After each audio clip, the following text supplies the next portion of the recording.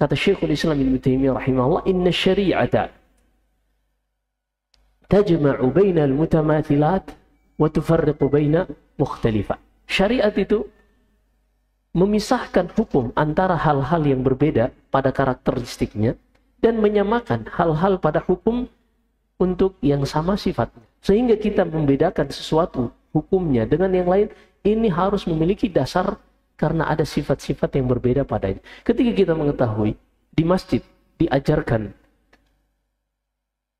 Al-Quran, di sekolah juga diajarkan Al-Quran, sama-sama mengajarkan Al-Quran. Apa alasan Anda membolehkan ini dan tidak membolehkan yang lain? Atau ada yang mengatakan kita tidak boleh menerima upah mengajar Al-Quran di masjid. Tapi kalau menjual buku, boleh. Ente nggak usah kasih anak amplop, ente beli buku anak aja. Nah, ini hasilnya sama. Yang ini mengajar melalui lisan, Anda mengajar melalui tulisan. Ya akhi, hentikan kita berfatwa dengan wara. Kalau Anda ingin bersikap pada hidup Anda dengan wara, kehati-hatian, maka tidak ada masalah. Tapi kalau Anda ingin memaksakan orang lain dengan wara Anda ini, hati-hati Anda berhadapan dengan Allah Subhanahu wa Ta'ala. Anda misalnya memilih untuk anak kayaknya nggak duduk di majelis ustadz tersebut. Sok mah nggak ada masalah. Itu pilihan Anda nggak dipaksa kok.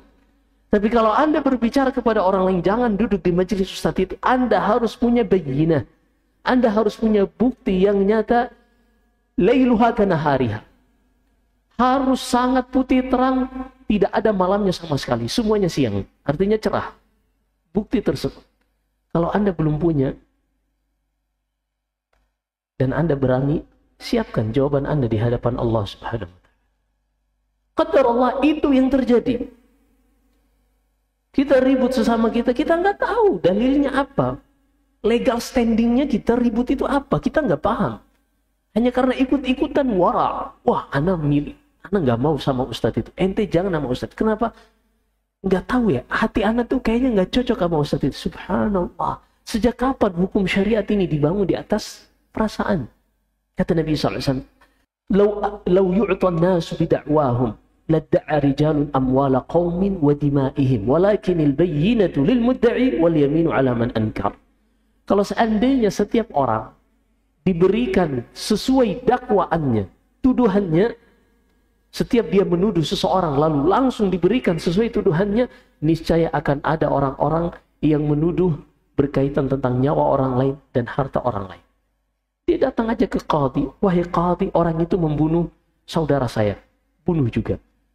Orang itu mengambil hartaku, tolong ambilkan hartanya untukku." Kalau seandainya setiap orang yang mengklaim langsung diberikan sesuai klaimnya, maka niscaya akan berantakan kehidupan manusia. Banyak yang membunuh dan diambil hartanya tanpa ada bukti. Apa kata Nabi SAW?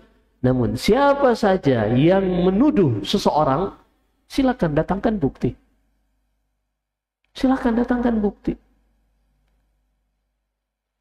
Dan yang dituduh, dia masih memiliki hak untuk membela. Apa itu? Dia bersumpah bahwasanya dia tidak melakukannya, maka dia terlepas dari jeratan hukum. Lah ini enggak. Ustadznya ngomong sesuatu, oh ini yang ngomong ustadz nih, fiqh, thabit, hafid, Syekhul Islam. Wah, ini ustadznya dia, gurunya dia Syekhul Islam, udah nggak boleh dibantah. Ajib. Ada orang seperti itu menjadikan ustadznya Syekhul Islam, ternyata setelah ribut, wah, masing-masing berpegang dengan ini ustadz ana nih. Suami istri beda ustadz, cerai.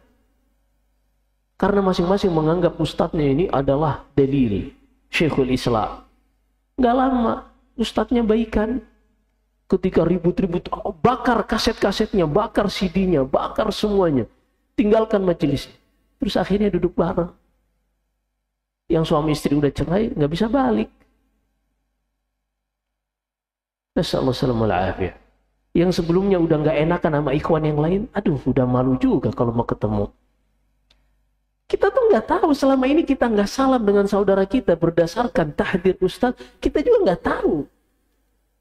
Kita tuh ikut-ikutan doang. La takunu La takun imma'ah, kata Abdullah bin Mas'ud. Kalian tuh jangan jadi seperti bebek. Kemana aja pemimpinnya jalan, dia ikut. Makanya belajar, ikhwan. Belajar. Dan belajar itu ada namanya usul wa qawaid. Belajar itu ada dasar dan ada kaidah-kaidah. Perkara yang luas digabungkan dalam lafaz-lafaz yang sedikit. Belajar yang seperti ini. Ini kan pengennya ngaji kuping terus. Akhirnya ketika datang masalah-masalah fitnah, dia tidak memiliki pijakan. Dia nggak punya pijakan, mau kemana. Dia nggak punya prinsip. Belajar, nasallahu alaihi. Dan ini sikap para salaf. Ini sikap para salaf. Mereka berhati-hati, tapi mereka juga menempatkan segala sesuatu pada tempat. Ibnu Sirin berhati-hati. Wara. Tapi kalau dia berjumpa dengan orang lain, beliau tertawa, beliau tersenyum, beliau bercanda. Seorang muslim seperti itu. Nasallahu alaihi. Baik. Ini yang bisa kita sampaikan. Semoga apa yang kita dengarkan dari ulama salaf kita, ini ulama salaf, inilah ulama salaf yang tidak diragukan. Ucapan Ibnu Sirin banyak dinukil dalam Muqaddimah Sahih Muslim. Nanti kita bahas insyaallah pada pertemuan berikutnya biidznillah tentang Muhammad Ibnu Sirin, seorang ulama yang wara', yang sangat hati-hati, tapi beliau juga tahu dalam menempatkan wara'nya ini, tidak melampaui batas di dalam wara'nya.